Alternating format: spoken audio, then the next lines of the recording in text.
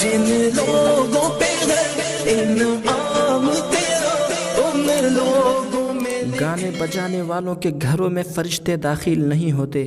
حضرت عائشہ صدیقہ سلام اللہ علیہا بیان کرتی ہے، ایک لونڈی میرے پاس لائی گئی جس کے پاؤں میں جھنکار والے گھنگرو بندھے ہوئے تھے۔ حضرت عائشہ رضی اللہ تعالی عنہا نے فرمایا، لا تدخلنها علی الا تقطع جلاجلها، گھنگرو کاٹے بغیر اسے میرے پاس مت لاؤ۔ میں نے حضور اکرم صلی اللہ تعالی علیہ وسلم کو یہ فرماتے ہوئے سنا، لا تدخل الملائکۃ بیتا فی جرس، فرشتے اس گھر میں داخل نہیں ہوتے جہاں گھنٹی ہو۔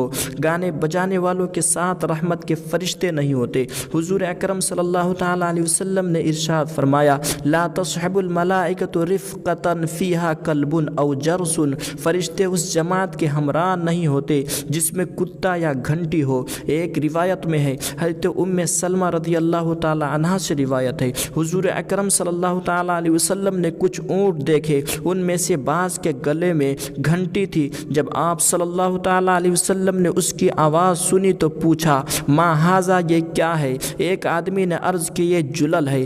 آپ نے پوچھا، جلل کیا ہے؟ اس نے کہا، گھنٹی۔ آپ صلی اللہ تعالی علیہ وسلم نے فرمایا، فاذهب فاقطعوا ثم ارمی به، اچھا تم جاؤ اسے کاٹ کر پھینک دو۔ اس نے آپ کی ارشاد کی تعمیل کی۔ پھر اس آدمی نے واپس آ کر عرض کیا، یا رسول اللہ علیہ الصلوۃ والسلام، یہ حکم آپ نے کس وجہ سے دیا؟ نبی کریم صلی اللہ تعالی علیہ وسلم نے ارشاد فرمایا، ان الملائکۃ لا تصحب رفقا فیہا جرس، جس قافلے میں گھنٹی ہو فرشتے اس کے ہمراہ نہیں ہوتے۔ موسیقی کے آلات کو توڑنے کا حکم دیا گیا۔ حضور اکرم صلی اللہ تعالی علیہ وسلم نے ارشاد فرمایا، اللہ تعالیٰ نے مجھے تمام جہانوں کے لیے رحمت و ہدایت بنا کر بھیجا اور مجھے حکم دیا کہ میں بانسری اور گانے بجانے کے سامان اور ان بتوں کو ختم کروں جو زمانے جاہلیت میں پوجے جاتے تھے۔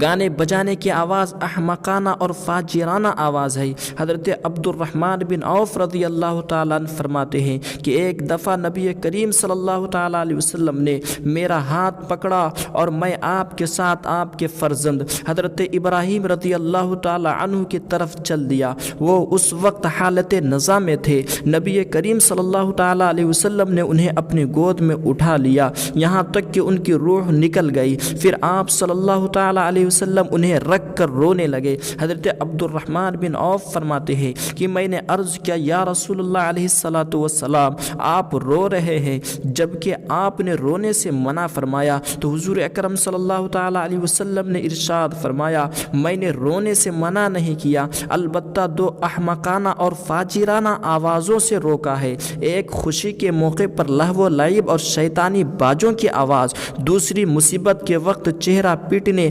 گربان چاک کرنے کی آواز۔ گانے بجانے کی آواز ملعون آواز ہے۔ حضور اکرم صلی اللہ تعالی علیہ وسلم نے ارشاد فرمایا، دو آوازیں ایسی ہے جو دنیا و آخرت میں ملعون ہے، ان پر لعنت کی گئی، اور ایک وہ آواز جو کسی نعمت یعنی خوشی کے موقع پر گانے بجائے جاتی ہے، دوسری وہ آواز جو کسی مصیبت کے وقت نوحہ بیان کرنے کی ہوتی ہے۔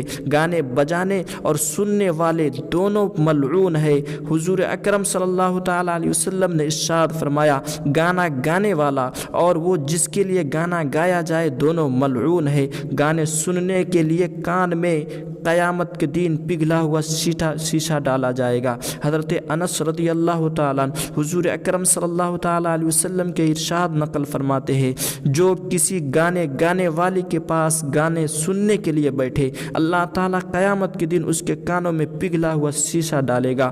گانا گانے والے کی نماز قبول نہیں ہوتی۔ حضرت عبداللہ بن مسعود رضی اللہ تعالیٰ عنہ فرماتے ہیں کہ حضور اکرم صلی اللہ تعالیٰ علیہ وسلم نے رات کو کسی کو گانا گاتے ہوئے سنا تو ارشاد فرمایا، لا صلاۃ لہ، لا صلاۃ لہ، لا صلاۃ لہ، اس کی نماز قبول نہیں، اس کی نماز قبول نہیں، اس کی نماز قبول نہیں۔